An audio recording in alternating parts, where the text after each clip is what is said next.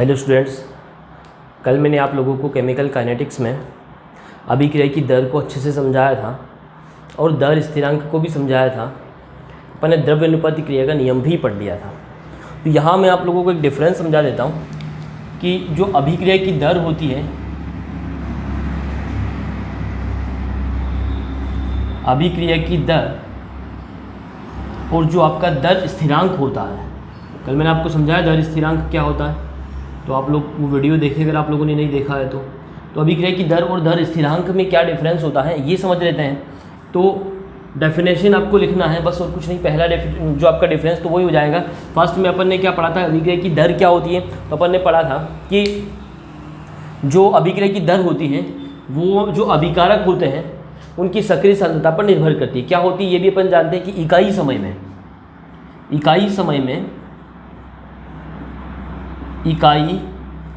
समय में डेफिनेशन मैंने आप लोगों को बताया था कि जो आपके अभिकारक होते हैं, अभिकारक या उत्पाद की सांद्रता में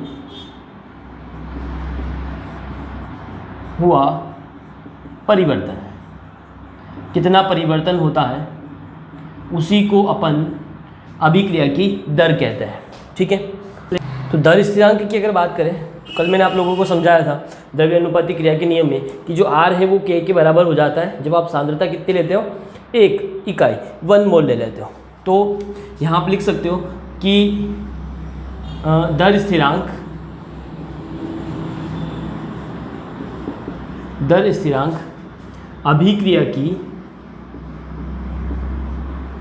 अभिक्रिया की वह दर है जब सभी अभिकारक की सांद्रता 1 मोल होती है, 1 मोल हो। तो ये तो दोनों की डेफिनेशन हो गया। ये भी मैंने आपको कल समझाया था, ये भी मैंने आपको पहले समझा दिया है। ठीक है। तो ये तो इनके दोनों के फर्स्ट डिफरेंस हो गया। सेकंड डिफरेंस की अगर अपन बात करें तो वो यहाँ पर ये होता है कि जो अभिक्रिया की दर होती है इसकी इकाई जो होती है वो फिक्स होती है, इसकी इकाई बदलती नहीं है। अगर मैं यहाँ बात करूँ अभिक्रिया की दर की इकाई जब भी निकालना होता है तो फॉर्मूले पे जाते हैं। तो जो दर इज इक्वल टू अगर बात करें तो अपॉन में आता है T और ऊपर आता है सांद्रता में परिवर्तन अपॉन समय में परिवर्तन। तो समय की इकाई की अगर बात करें तो समय को अगर अपन सेकेंड में लेते हैं तो सेकेंड, ठीक है, और सांद्रता होती है मोल पर लीटर। तो अगर इसकी आप इकाई की बात करें तो क्या हो जाएगी, मोल लीटर इनवर्स और सेकेंड इनवर्स। तो ये आपकी इकाई हो गई जो फिक्स रहेगी। ठीक है। तो अभिक्रिया की दर की इकाई mole litre inverse second inverse होती है, ये फिक्स है, ये बदलती नहीं है। परंतु यहाँ अगर अपन बात करें दर स्थिरांक की इकाई की, तो दर स्थिरांक की जो इकाई होती है, इकाई अभिक्रिया की कोटि पर डिपेंड करती है, अभिक्रिया की कोटि पर डिपेंड करती है, कोटि पर निर्भर करती है। अब ये भी मैं आपको समझाऊंगा कि अभिक्रिया की कोटि क्या होती है और इसकी इकाई कैसे निकाली जाएगी। तो यहाँ पॉइंट आपको इतना सा लिखना है कि इकाई अभिक्रिया की कोटि पर निर्भर करती है। अभिक्रिया की कोटि में आपको आगे भी समझाने वाला हूँ नेक्स्ट क्वेश्चन में। फिर जो आपका थर्ड पॉइंट होता है, तो आप लोगों को पता ही है कि अभिक्रिया की दर जो होती है, द्रव्य अनुपाती क्रिया के नियम को अगर देखें तो अभिक्रिया की दर जो होती है वो अभिकारक जितना भी होता है, रिएक्टेंट जो होता है उसकी सांद्रता पर निर्भर करती है। सांद्रता के समानुपाती होती है। सांद्रता जितनी ज़्यादा होगी दर भी उतनी ही ज़्यादा होगी। मतलब आप बोल सकते हो कि अभिक्रिया की जो दर होती है, दर अभिकारक की प्रारंभिक सांद्रता, पहले सांद्रता कितनी है ना, तो अभिकारक की प्रारंभिक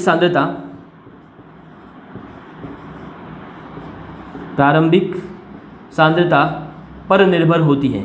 ठीक है, पर निर्भर पूरा लिख लेना आप लोग, पर निर्भर होती है। बट अगर आप यहाँ देखोगे कि दर स्थिरांक की अगर मैं बात करूँ तो दर स्थिरांक जो होता है वो प्रारंभिक सांद्रता पर इसकी कोई निर्भरता नहीं होती, क्योंकि ये तो दर के पर डिपेंड करता है, सांद्रता पर कोई डिपेंड नहीं करता। तो यहाँ पर लिख लेना प्रारंभिक सांद्रता पर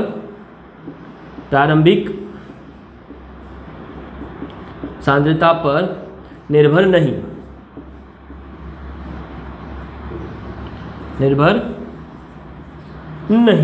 तो तो ये मेन डिफरेंस है इनके कि जो अभिक्रिया की दर होती है और दर स्थिरांक जो होता है, इनमें डिफरेंस क्या होता है। चलिए अब आगे अपन बढ़ते हैं, आप इसका स्क्रीनशॉट ले लें या इसको नोट कर लें। आगे अपन पढ़ेंगे जो कल मैंने आपको न्यूमेरिकल कराए हैं, द्रव्यानुपाती क्रिया का नियम जो समझाया, उससे रिलेटेड सवाल कैसे पूछा जाता है उसकी बात कर लेते हैं। देखिए एक क्वेश्चन है बहुत सिंपल, आप पहले क्वेश्चंस को सोल्व करेंगे। क्वेश्चन फर्स्ट आप देखें, आपको क्वेश्चन दिया हुआ है, एक रिएक्शंस दिया हुआ है 3A, एरो बनाया हुआ है 2B + C, ये केमिकल रिएक्शन दिया हुआ है। इसमें आपको दिया हुआ है कि -DA की सक्रिय सांद्रता अपॉन dt, इसका वैल्यू दिया हुआ है 0.01, ठीक है, ये आपको दिया हुआ है। और आपसे पूछा गया है कि ये जो B है कितने समय में, इसका जो है ये किस दर से बन रहा है, C जो है किस दर से बन रहा है, ये आपको बताना है। तो यहाँ अगर B की बात करें तो इसको आपसे क्वेश्चन में ये पूछा गया कि delta B upon delta T is equal to क्या है, और delta C upon delta T, ठीक है, delta T is equal to क्या है, ये आपसे पूछा गया। इन सब का मतलब तो आप लोगों को पता ही होगा कि क्या है, ठीक है।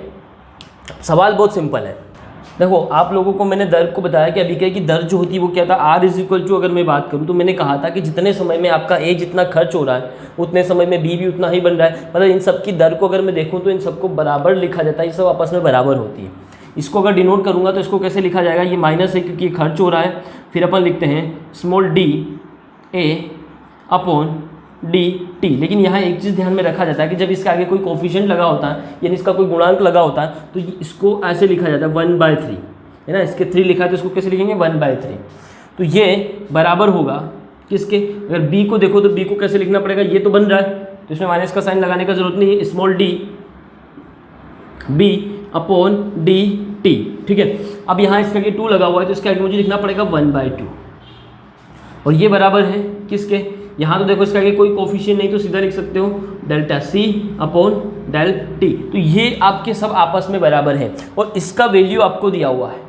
जब इसका दिया हुआ है तो आप ये निकाल सकते हो, ये भी निकाल सकते हो, ठीक है, सबको निकाल सकते हो। तो पहले आप इसको निकाल लो, है ना, ये वैल्यू पूछा गया ना तो ये वैल्यू पहले निकाल लो। ये कैसे लिखा मैंने आपको पहले लिखना सिखा दिया, इससे पहले वाले वीडियो आप लोगों ने नहीं देखे तो आप वो देखेंगे।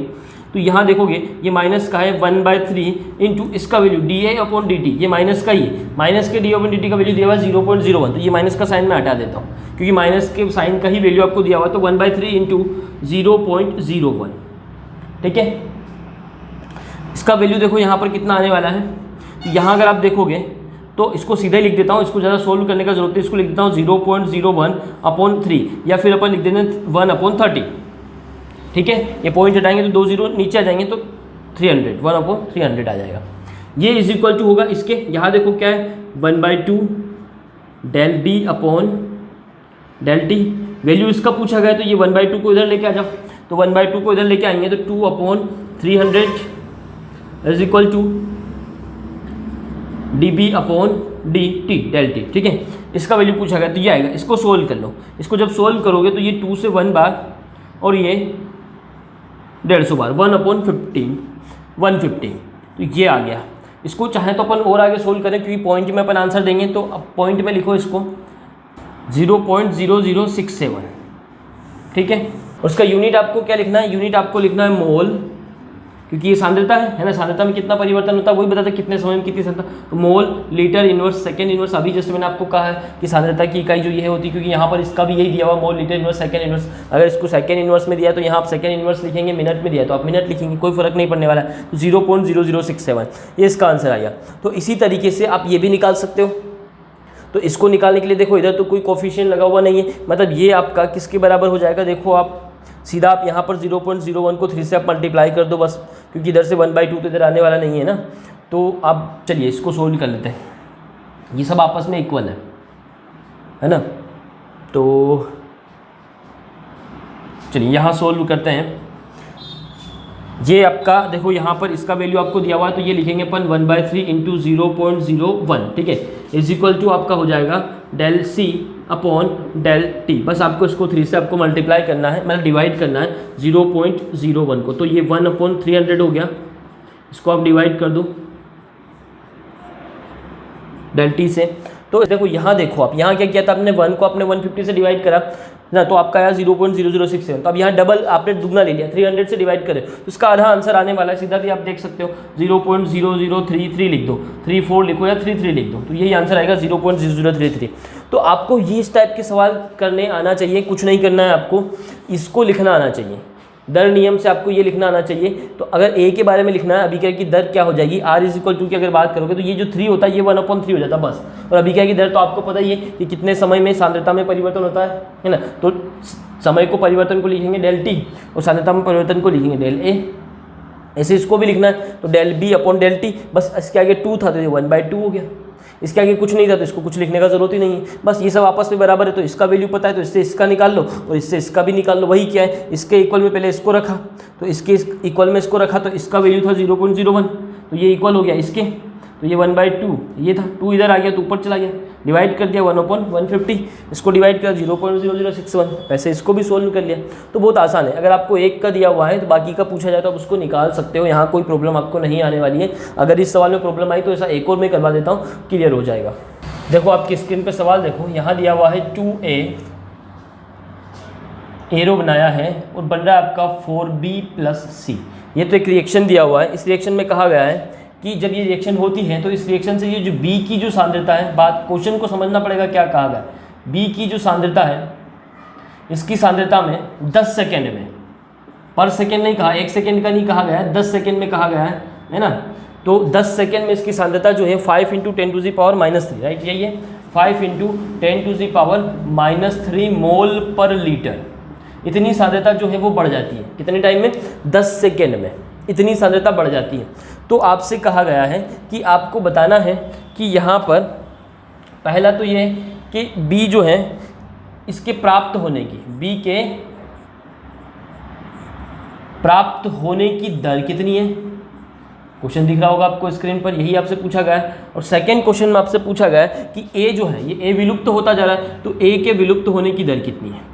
तो आप लोग जानते हो कि अगर मैं इन दोनों की दर को लिखूंगा, A के विलुप्त होने की दर और B के प्राप्त होने की दर, तो दोनों आपस में क्या होगी, बराबर होगी। ये मैंने आपको हर बार समझाया है। तो A के लिए अगर लिखूंगा A के प्राप्त होने की दर कितनी है, तो R = अगर लिखूंगा तो माइनस का साइन लगाना पड़ेगा और 1 है मतलब 2 है इसके आगे, तो 1/2 लिखूंगा सबसे पहले, और फिर सांद्रता में परिवर्तन को लिखेंगे डेल्टा A और समय में परिवर्तन को लिखेंगे डेल्टा T। ये तो हो गई A के विलुप्त होने की दर जो आपसे पूछी गई, ये आपको ज्ञात करना है। और ये बराबर होगी किसके, B के प्राप्त होने की दर के, और ये प्लस में आएगा तो इसको लिख देता हूँ 1/4 सांद्रता में परिवर्तन किसके, B की, और सांद्रता में परिवर्तन T की।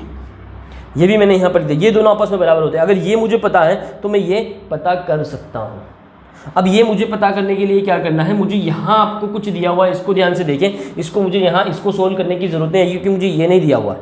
मुझे ये कहा गया है कि जो B की सांद्रता है वो 10 सेकेंड में इतनी हो जाती है, इतनी बढ़ जाती है, और दर को अपन हमेशा पर सेकेंड में बात करते हैं, पर यूनिट में बात करते हैं। मैंने पहले भी कहा था गाड़ी की अगर स्पीड आपसे कोई पूछेगा तो आप हमेशा यही कहोगे कि 1 घंटे में मेरी गाड़ी इतनी चली है, वही स्पीड है। ऐसा नहीं कहोगे 2 घंटे में या 3 घंटे में इतनी चल रही है, आप स्पीड को हमेशा इकाई में बताते हो। तो यहाँ भी जब दर बताना है तो इसको भी इकाई में बताना पड़ेगा, 10 सेकेंड को 1 सेकेंड में कन्वर्ट करना पड़ेगा। तो 10 सेकेंड में इतनी सांद्रता बढ़ती है तो 1 सेकेंड में कितनी बढ़ेगी, सीधी सी बात है, 10 से इसको डिवाइड कर दो तो 5 × 10⁻³ यही आपका क्या हो जाएगा, B के प्राप्त होने की दर हो जाएगी, क्योंकि दर 1 सेकेंड में पता की जाती है तो सेकेंड में निकल जाएगी, तो इसकी वैल्यू आ जाएगी ये पर सेकेंड, है ना। तो B के प्राप्त होने की दर हो जाएगी, क्योंकि ये 10 सेकेंड में इतनी सांद्रता बढ़ती है तो 1 सेकेंड में कितनी बढ़ेगी, 10 से इसको भाग लगा दो तो ये ऊपर जाएगा तो ये भी -1 हो जाएगा। तो 5 × 10⁻³ × 10⁻1, अब मल्टीप्लाई में है तो घातांक जो होती है वो जुड़ जाती है, तो 5 × 10⁻⁴। तो ये इतना वैल्यू किसका आ गया, ये इसका आ गया। अब इसका निकालना है, तो इसका निकालने के लिए आपको क्या करना है, A के विलुप्त होने की दर, A के विलुप्त होने की दर ये है, तो माइनस में आएगी dA/dt = ये 1/2 भी है तो इसको उधर लेके जाना पड़ेगा। इसको यहाँ से अगर सोल्व करते हैं, चलिए अपन यहाँ से इसको सोल्व करते हैं।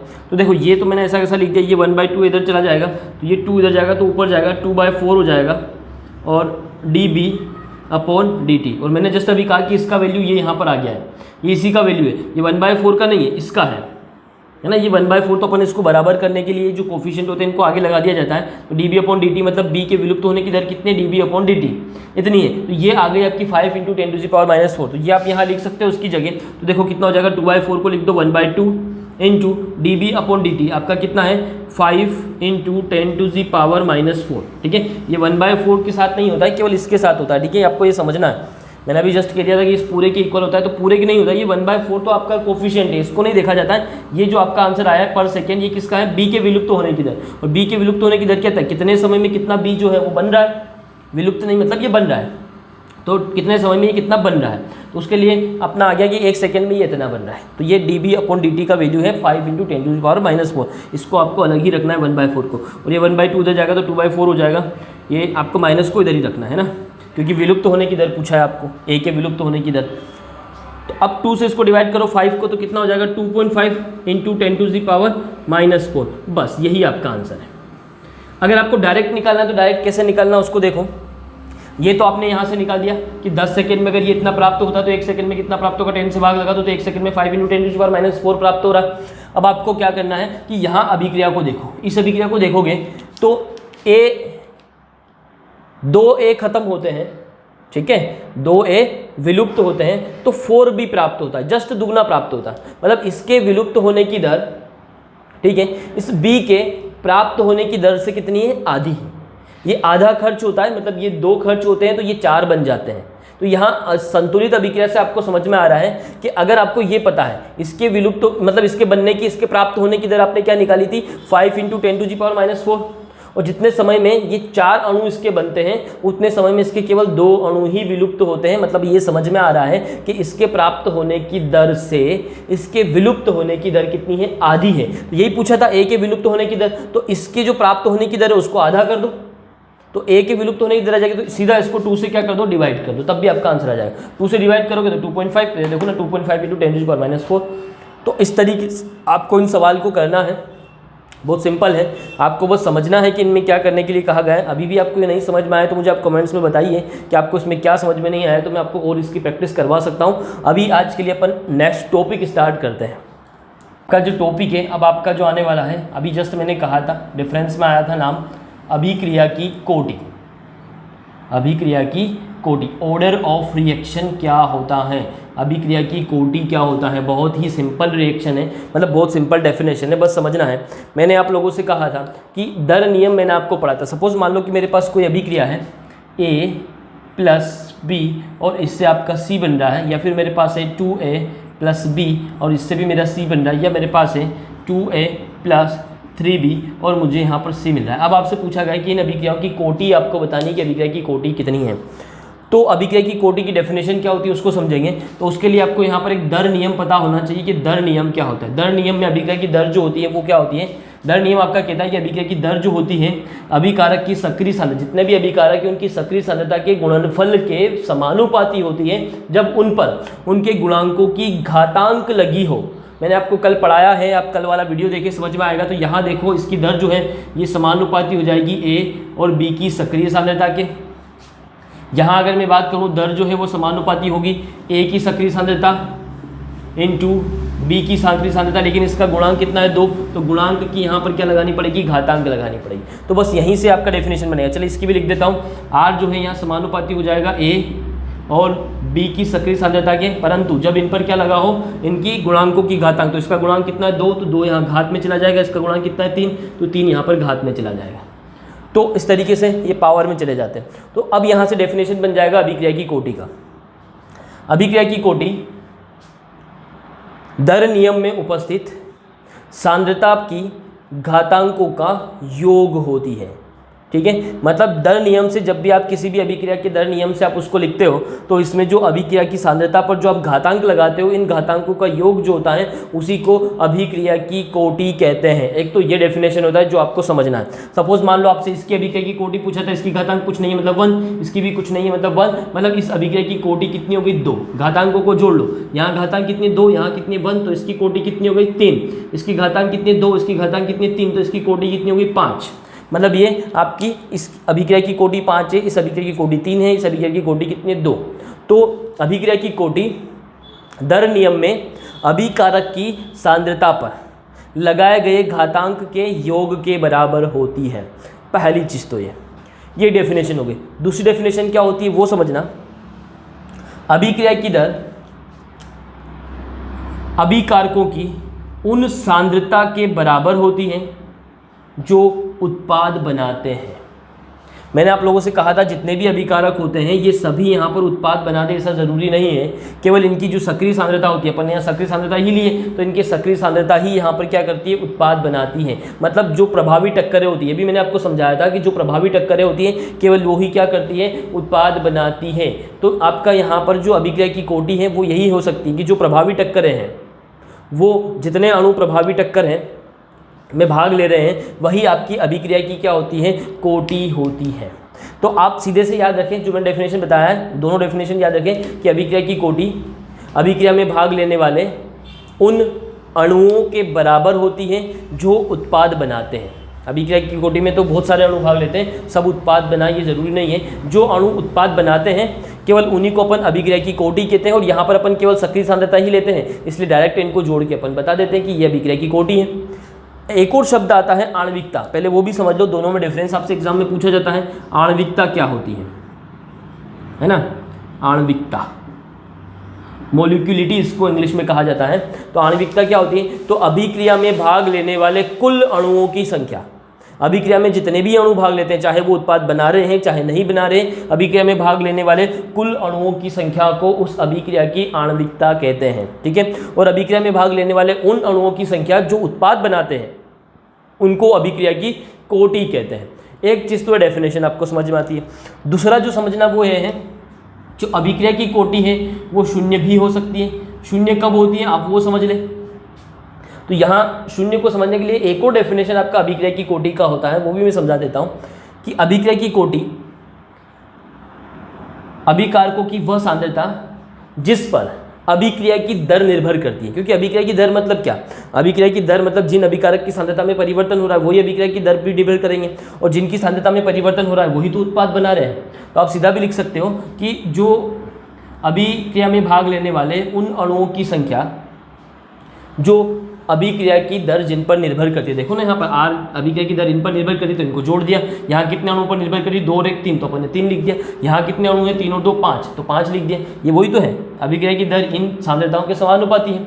तो अभिक्रिया में भाग लेने वाले उन अणुओं की संख्या जो क्या करते हैं, जिन पर अभिक्रिया की दर निर्भर करती है, उसको भी अपन अभिक्रिया की कोटि कहते हैं। तो बहुत सारे डेफिनेशन होती है, आपको बस समझना है। समझने से क्या होता है कि आपको उनको रटना नहीं पड़ता कि आपको एग्जाम में क्या लिखना है, नहीं तो आप क्या कंफ्यूज हो जाते हो कि क्या होता है क्या नहीं होता है। तो अभिक्रिया की कोटि को मैंने बहुत सिंपल तरीके से समझाया। लिखा ना मैंने अभिक्रिया की दर के बराबर लिखा है, तो कितने अणु अभिक्रिया की दर के बराबर है, 3 अणु।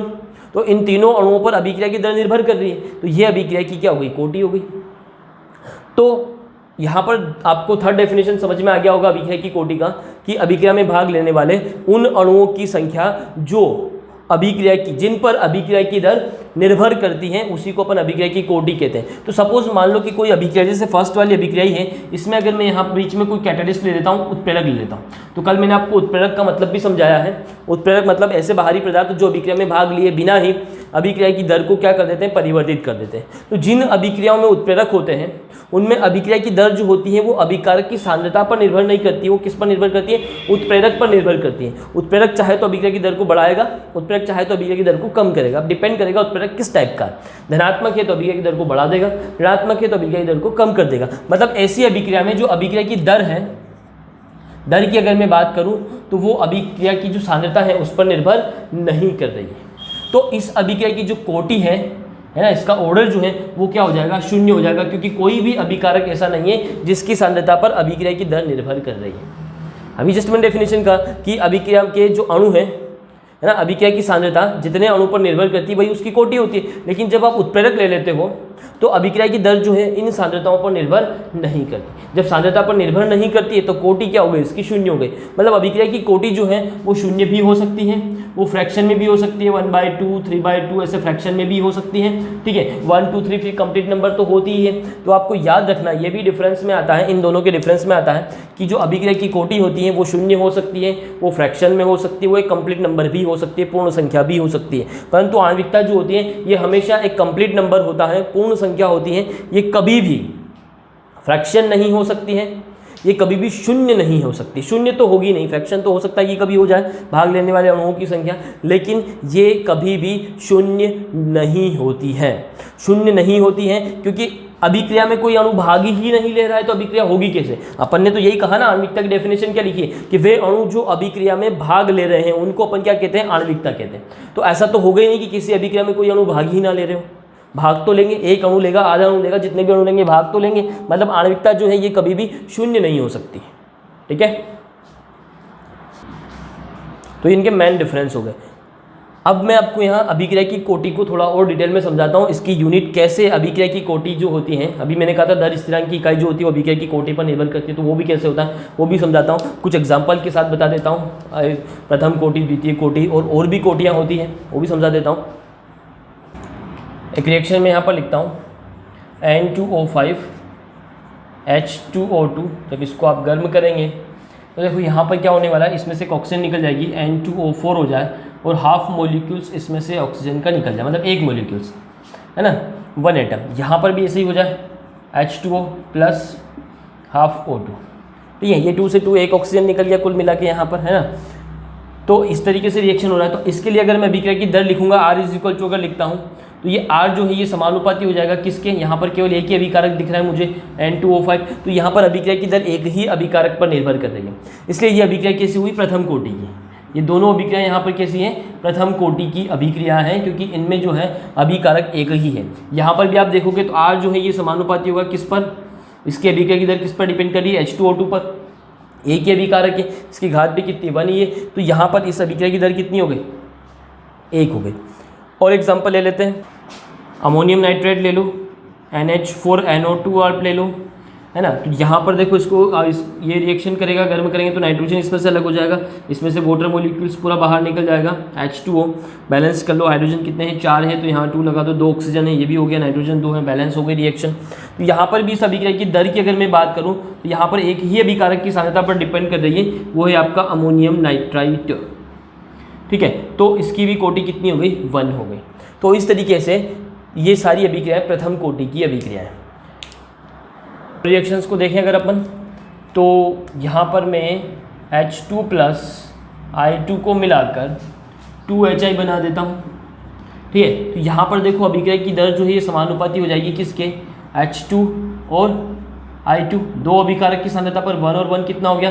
2, तो इसकी कोटि कितनी हो गई? 2, तो इसको अपन कहेंगे द्वितीय कोटि की अभिक्रिया। ये आपकी कौन सी हो गई?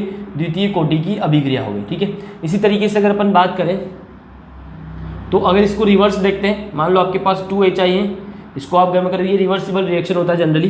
तो यहाँ पर देखो आपका फिर से आपका H2 और I2 मिल जाएगा, ये बहुत ही अस्थायी होता है। ठीक है, तो यहाँ पर भी अगर मैं देखूँगा तो अभिक्रिया की दर जो है वो डिपेंड कर रही है HI की सक्रिय सांद्रता पर, लेकिन इसके आगे 2 है तो ये 2 कहाँ चला जाता है? पावर में।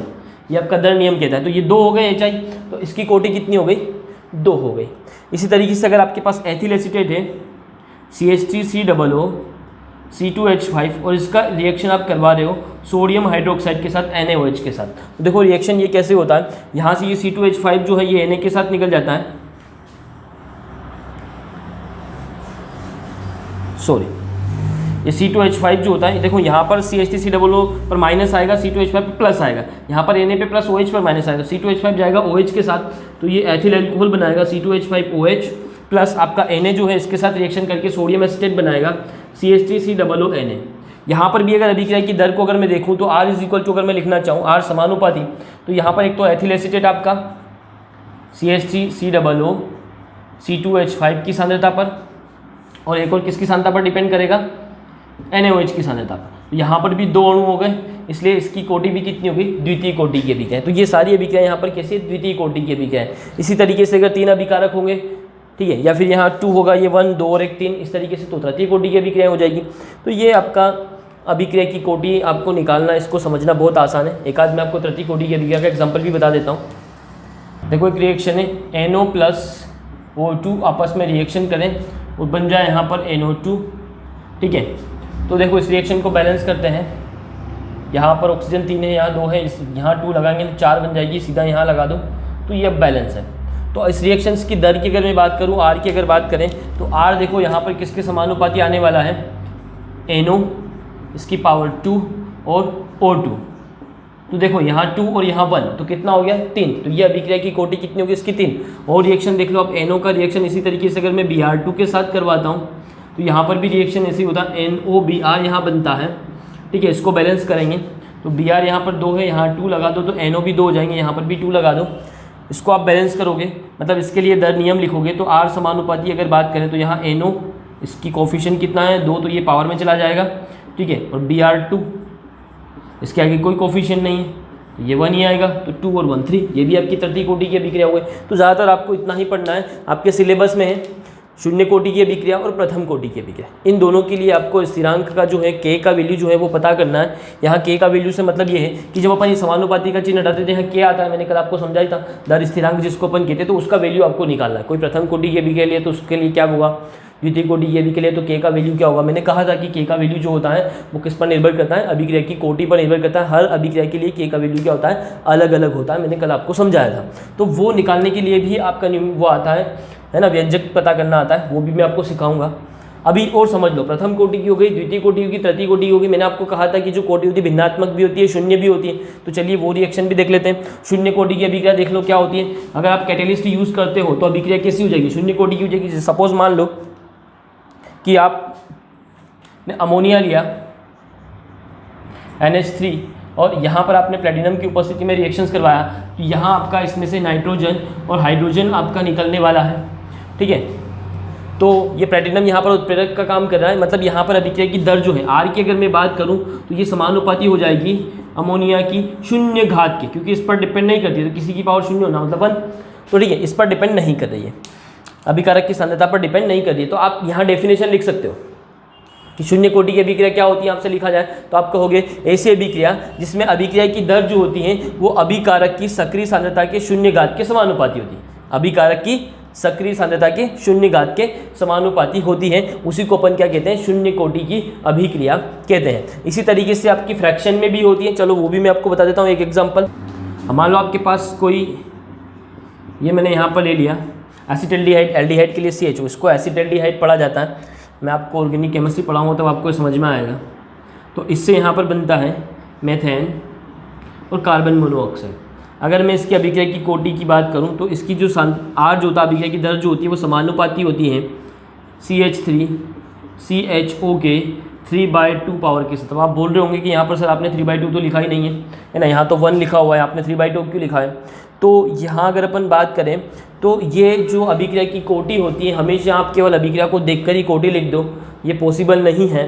अभिक्रिया की कोटि जो है एक प्रैक्टिकली जो है निकाला गया है, प्रैक्टिकल करके इन चीज़ों को निकाला जाता है, ये थ्योरेटिकली नहीं होता है। तो प्रैक्टिकली जब देखा गया है तो ये रिएक्शन जब होती है तो इतने अणुओं के साथ इसकी अभिक्रिया की जो कोटि होती है, अगर मैं बात करूँ अभिक्रिया की दर की, तो अभिक्रिया की दर जो होती है ये 1.5, अगर मैं 3/2 को डिवाइड करूँगा तो इसकी कोटि कितनी आ रही है, इसकी कोटि आ रही है ऑर्डर ऑफ रिएक्शन, OR से इसको डिनोट किया जाता है, तो ये आ रहा है 1.5। मतलब 1.5 अणु जो होते हैं उन पर इस अभिक्रिया की दर निर्भर करती है। केवल एक अणु अगर आप लोगे तो अभिक्रिया नहीं होगी, एक से ज़्यादा अणु लेकर ही आप इस अभिक्रिया को करवा सकते हो। इतनी सांद्रता जरूरी है, 1.5 सांद्रता तो चाहिए, इसलिए यहाँ पर अभिक्रिया की दर जो है 1.5 आ रही है। तो ये जो अभिक्रिया की कोटि होती है आप देख के नहीं बता सकते, ये प्रैक्टिकली निकाला जाता है। जहाँ पर समझ में आता है डायरेक्टली देखकर वहाँ वैसा ही होता है, हर जगह ऐसा हो ऐसा ज़रूरी नहीं है। तो आप ये नोट कर लेना, है ना, ये आप लोगों को देख के नहीं पता चलेगा। आप देखिए यहाँ पर 1 कोटि की लिख के आ जाओगे, इसकी कोटि 1 नहीं होती, 1.5 होती है। 3/2 आपको यहाँ पर इसमें स्क्वायर में लिखना पड़ेगा, घात में लिखना पड़ेगा। चलिए यहाँ तक आपको समझ में आ गया है। अभिक्रिया की कोटि आपको समझ में आ गई क्या होती है। अब इनकी इकाई कैसे निकाली जाती है, यदि कोई प्रथम कोटि की अभिक्रिया है तो इकाई कैसे निकालोगे, द्वितीय कोटि की तो कैसे निकालोगे, है ना। दर स्थिरांक की इकाई की बात कर रहा हूँ मैं, ठीक है। देखो इकाई निकालने के लिए हमेशा फॉर्मूले पे ही बात की जाती है। मैं आपको यहाँ एक फॉर्मूला बनाना सिखा देता हूँ। अभी अपन ने यहाँ पर लिखा दर इज इक्वल टू, अगर बात करें दर समानुपाती होती है, ठीक है, किसके, सांद्रता के। यहाँ पर क्या लिखते हैं, सक्रिय सांद्रता, ब्रैकेट में क्या लिखते हैं, सांद्रता लिखते हैं। और यहाँ अपन जो पावर लगाते हैं, सपोज मान लो उसको n लिख दिया मैंने, इस n को ही अपन क्या कहते हैं, अभिक्रिया की कोटि कहते हैं। तो इसकी अपने को क्या निकालना है, मतलब अभिक्रिया की अलग अलग अभिक्रिया की कोटि के लिए अपने को क्या निकालना है, दर स्थिरांक का जो है यूनिट निकालना है। इसी को अपन अभिक्रिया की कोटि कहते हैं। अभी जस्ट मैंने कहा दर नियम में जो अभिकारक की सांद्रता पर जो घातांक लगाया जाता है उनका योग जो होता है वो अभिक्रिया की कोटि के बराबर होता है। तो अलग अलग कोटि की अभिक्रिया के लिए मुझे यहाँ पर दर स्थिरांक का जो है इकाई निकालना है। तो सबसे पहले तो मैं समानुपाती का चिन्ह हटा देता हूँ, तो मेरे पास दर स्थिरांक आ जाएगा K, और यहाँ पर आपका क्या है, सांद्रता की पावर कितना है n, इसको अपन कोटि कहेंगे। ये क्या आ जाएगी आपकी कोटि। अब दर की अगर बात करें r, तो दर क्या होता है, दर होता है आपका dx/dt, है ना। x मतलब क्या, सक्रिय सांद्रता, चाहो तो आप इसको ब्रैकेट में लिख सकते हो, ठीक है। और यहाँ पर आपका k, आप सीधा फॉर्मूला भी याद रख सकते हो आपको अगर ये नहीं बनाना आता है तो। वैसे तो बहुत सिंपल है, मैंने आपको पहले सिखाया है सारी चीज़ें। तो देखो ये क्या है, सांद्रता, तो इसकी जगह मैं लिख देता हूँ सांद्रता। क्या लिख दिया मैंने, सांद्रता। ये नीचे क्या है t, तो इसकी जगह लिख देता हूँ मैं समय, ठीक है। इज इक्वल टू ये आपका k है, तो इस k को तो इधर ऐसा कैसा रहने देता हूँ, ठीक है। और ये जो है इधर मल्टीप्लाई में, तो इधर कहाँ जाएगा, अपोन में आ जाएगा। अपोन में आ जाएगा तो इसको मैं यहाँ पर अपोन में लिख देता हूँ, मल्टीप्लाई करके सांद्रता की पावर कितना हो जाएगा, n। तो अब ये आपको समझ में आ गया, ये सांद्रता अपोन समय इंटू सांद्रता की पावर n। अगर इन सब की यूनिट में लिख देता हूँ तो क्या आ जाएगा, दर स्थिरांक की इकाई आ जाएगी। अब ये आपको निकालना आना चाहिए, ये नहीं निकालना आता तो आप सीधा याद रखिए सांद्रता अपोन समय इंटू सांद्रता की पावर n। बस इतना तो फॉर्मूला याद रखना। आप किसी भी कोटि की आपको यूनिट कैसे निकालना है उसको समझो, या आप चाहो तो नोट कर लो, स्क्रीनशॉट ले लो। चलिए उसके बाद देखो मैं आपको इस फॉर्मूले से निकालना सिखाता हूँ। अब मुझे निकालना है प्रथम कोटि की अभिक्रिया। मैंने यहाँ ली है प्रथम कोटि की अभिक्रिया की मुझे क्या निकालना है, इकाई निकालना है। मतलब मेरे लिए यहाँ पर n का वैल्यू कितना हो गया, 1 हो गया, तो मैं वही लिखूंगा यहाँ पर n का वैल्यू कितना लिखूंगा, 1। तो देखो क्या हो जाएगा, यहाँ ऊपर था आपका सांद्रता, ठीक है, अपोन में आपका है समय, यहाँ पर लिख दिया समय, इनटू यहाँ पर भी आपका क्या है सांद्रता, लेकिन सांद्रता की पावर कितना है n का वैल्यू मैंने लिखा 1, तो 1 लिखने का कोई ज़रूरत नहीं है, ठीक है। इज इक्वल टू आ जाएगा मेरा k, तो सांद्रता से मैं सांद्रता को काट देता हूँ तो मेरा बचता है 1 अपोन समय। प्रथम कोटि के लिए अगर देखूंगा तो बचेगा 1 अपोन समय, और समय की इकाई जो होती है वो होती है सेकेंड। तो सेकेंड अगर अपोन में तो ऊपर लिखूंगा तो क्या जाएगा, second inverse is equal to आया प्रथम कोटि के लिए k का इकाई। तो प्रथम कोटि अभिक्रिया के लिए दर स्थिरांक की इकाई जो होती है वो होती है सेकेंड इनवर्स। कितना सिंपल है निकालना, बहुत सिंपल है। चलिए इसी तरीके से सपोज मान लो मुझे द्वितीय कोटि के लिए निकालना है, तो सेम टू सेम मैं यही फॉर्मूला यूज करूंगा। अब आपको पूरा क्लियर हो जाएगा। सांद्रता की जगह मैं फिर से क्या लिखूंगा, सांद्रता अपोन में देखो यहाँ समय है, समय भी मैं ऐसा कैसा लिख दूं, ये हो गया समय इनटू ये सांद्रता भी ऐसी कैसे लिखते हैं, ये लिख दी अपन ने सांद्रता। अब इसकी पावर मुझे कितनी लगानी है, क्योंकि ये द्वितीय कोटि के लिए, तो n का वैल्यू कितना हो गया, 2 हो गया, तो यहाँ पर लगा दो 2 इज इक्वल टू आपका कितना है k। अब एक सांद्रता से एक सांद्रता तो कट गई, नीचे एक सांद्रता भी बची हुई है, तो 1 अपोन मेरा यहाँ पर बचा हुआ है समय इनटू सांद्रता इज इक्वल टू आ जाएगा k। अब अपन जानते हैं समय का जो यूनिट होता है वो क्या होता है, अभी जस्ट मैंने कहा समय की जगह तो मैं लिखूंगा सेकेंड, तो ये तो हो गया सेकेंड, ठीक है। फिर यहाँ पर सांद्रता की इकाई की अगर मैं बात करूँ तो सांद्रता की इकाई होती है मोल पर लीटर, ठीक है। तो मोल पर लीटर है तो इसको मोल लीटर इनवर्स भी लिख सकता हूँ, पर लीटर में तो अपोन में, तो लीटर इनवर्स लिख सकता हूँ। अब ये सब अपोन में, ये सब ऊपर चला जाएगा, ठीक है, ये सब 1 के अपोन में ऊपर जाएगा, तो सेकेंड पे कोई जो है साइन नहीं है, तो ये हो जाएगा सेकेंड इनवर्स, ठीक है। मोल भी अपोन में ऊपर जाएगा तो मोल इनवर्स, और लीटर इनवर्स में ऊपर जाएगा तो प्लस में हो जाएगा, तो second inverse mole inverse litre. ये क्या हो गई है आपके द्वितीय कोटि की अभिक्रिया के लिए क्या हो गई, इकाई हो गई। इस तरीके से आप तृतीय कोटि की निकाल सकते हो। जितनी भी कोटि की आपको आपसे एग्जाम में कभी कभी ऑब्जेक्टिव में पूछ लिया जाता है कि तृतीय कोटि की अभिक्रिया के लिए दर स्थिरांक की इकाई क्या होगी, तो आप ये फॉर्मूला लिखो और सीधा इसको क्या कर दो, सोल्व कर दो, तो आपका जो है आंसर आ जाएगा कि अभिक्रिया की कोटि क्या होने वाली है, उसकी इकाई क्या होने वाली, दर स्थिरांक की इकाई क्या होने वाली। तो ये आपको याद रखना है। इससे आप किसी भी कोटि की अभिक्रिया के लिए दर स्थिरांक का जो है व्यंजक पता कर सकते हो, उसके लिए इकाई पता कर सकते हो। एक और बता देता हूँ कि सपोज मान लो कि आपका यूनिट जो है, कोटि जो है वो 0 है, शून्य कोटि की अभिक्रिया है, तो क्या करोगे, इसकी n की जगह कितना लिख देता हूँ, शून्य। ये फॉर्मूला आप सबने नोट कर लिया होगा, मैं यहीं सीधा कर देता हूँ, n की जगह मैं शून्य लिख देता हूँ, जिसका भी जो पावर शून्य हो जाती है, मतलब ये तो खत्म, कैंसर, 0 हो गया आपका। बचा क्या, सांद्रता अपोन समय, बचा क्या, सांद्रता अपोन आपका क्या बचा है, समय बचा है। तो बस ये तो 1 हो गया था ना, तो सांद्रता अपोन समय बचा। सांद्रता की मैंने आपको अभी बताई है, सांद्रता की क्या होती है, मोल और लीटर इनवर्स, ये आपको याद रखना पड़ेगी। सब समय नीचे है तो ये भी ऊपर जाएगा, तो ये हो जाएगा सेकेंड इनवर्स, तो mole litre inverse second inverse. ये किसकी हो गई, आपकी शून्य कोटि की अभिक्रिया के लिए इकाई हो गई। तो ये शून्य कोटि की हो गई, ठीक है। ये आपकी द्वितीय कोटि की होगी, प्रथम कोटि की अभी मैंने यहाँ बताई थी सेकंड इनवर्स होती है प्रथम कोटि के लिए, है ना। तो ये सब आपको निकालना आना चाहिए। ये फर्स्ट कोटि के लिए हो गई, ये जीरो कोटि के लिए हो गई, शून्य कोटि के लिए हो गई, और ये सेकेंड ऑर्डर के लिए हो गया। चलिए इतना आप सब लोग कर सकते हैं। तो एक और इम्पोर्टेंट बात मुझे बताना है, वो बता देता हूँ। देखो, एक अभिक्रिया की कोटि जो होती है वो ये भी होती है, ये समझ लेना, कभी कभी आता है छद्म या आभासी प्रथम कोटि की अभिक्रिया क्या होती है, प्रथम कोटि अभिक्रिया, ठीक है। हाँ, पूरा नोट कर लेना। छद्म या आभासी शब्द का मतलब समझते हो, छद्म वेश धारण करना, आभासी मतलब जैसा होता है वैसा दिखता नहीं है, ठीक है, उसी को अपन आभासी या छद्म कहते हैं। तो यहाँ पर भी कहा कि छद्म या आभासी प्रथम कोटि की अभिक्रिया, मतलब ये अभिक्रिया प्रथम कोटि की है नहीं पर प्रथम कोटि की दिख रही है, तो ऐसी अभिक्रिया जो होती है उसको अपन छद्म या आभासी प्रथम कोटि की अभिक्रिया कहते हैं। तो अब डेफिनेशन पूरा मैं आपको एग्जाम्पल के साथ समझाता हूँ। जैसे सपोज मान लो मेरे पास है एथिल एसीटेट का मैं जल अपघटन करवाता हूँ, एथिल एसीटेट CH3COO-C2H5, ठीक है। जब मैं इसका जल अपघटन करवाता हूँ यानी वाटर के साथ इसका रिएक्शंस करवाता हूँ, तो ये रिएक्शन जो होता है ये रिवर्सिबल होता है और ये अम्ल की उपस्थिति में होता है। तो अम्ल की उपस्थिति में जल अपघटन होना मतलब आपका जल का अणु जो है वो H+ और OH- में टूट जाना। तो ये OH- तो C2H5 के साथ रिएक्शन करके क्या बना देगा, C2H5OH प्लस ये H+ जो है इसके साथ रिएक्शन करके एसिटिक एसिड बना देगा CH3COOH। तो ये रिएक्शन होगी, क्या करवाया, एथिल एसीटेट का जल अपघटन अपन ने अम्ल की उपस्थिति में करवाया। इस अभिक्रिया को देखकर आपको क्या लग रहा है, इसमें दो अभिकारक है, एक तो आपका एथिल एसीटेट है और एक आपका वाटर मॉलिक्यूल्स है, मतलब अभिक्रिया की दर जो है इन दोनों पर डिपेंड कर रही है। तो ये अभिक्रिया की कोटि कैसी होनी चाहिए, द्वितीय कोटि की होनी चाहिए। लेकिन यहाँ पर अभिक्रिया की दर R जो होता है ये समानुपाती होता है एथिल एसीटेट की सक्रिय सांद्रता के,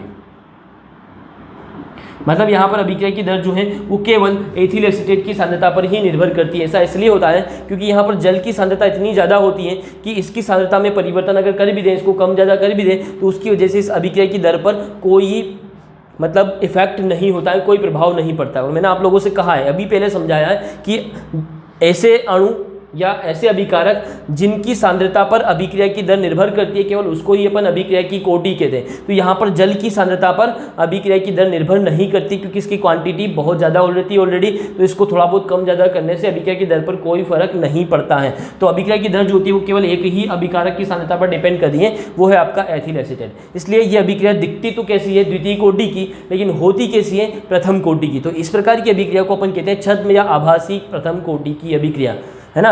है द्वितीय कोटि मतलब दिखती द्वितीय कोटि की, है कौन सी, प्रथम कोटि की अभिक्रिया। तो अब आप लोगों को अभिक्रिया की कोटि से रिलेटेड बहुत सारी चीज़ समझ में आ गई होगी। अब अभिक्रिया की कोटि में और आणविकता में जो डिफरेंस है मैं आपको कल समझाऊंगा, और इससे रिलेटेड जो दर स्थिरांक के लिए जो व्यंजक व्युत्पन्न किया जाता है, कैसे उनकी वैल्यू निकाली जाती है, वो भी मैं आपको कल समझाने वाला हूँ। तब तक आप इनकी इकाई को, कोटि को अच्छे से बुक से पढ़ें, और अगर कोई प्रॉब्लम आती है तो मुझे आप लोग कमेंट्स बॉक्स में ज़रूर बताएं, मैं आपको उसका सोल्यूशन अगले पार्ट में ज़रूर दूंगा। आप लोग ऐसा करते नहीं हैं, इसलिए आपको प्रॉब्लम आ रहा है, आपको समझ में नहीं आएगा। आप मेहनत नहीं करेंगे तब तक नहीं आएगा। मिलते हैं कल की क्लास में।